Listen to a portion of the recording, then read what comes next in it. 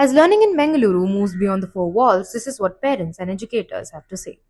For me, if I have to say what is classroom and canvas, classroom is inside what you study, and canvas is our entire world, which we can design it in the way we want to design it. So it's always in and outside class. I would say that inside the class, children are more restricted to their thinking patterns because it's very monotonous for them. Inside the class, they're also very self-centered.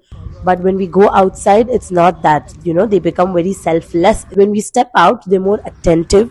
They feel we need to make the most of what we are. Going out or taking them out to such small places also makes a great impact on the children's life.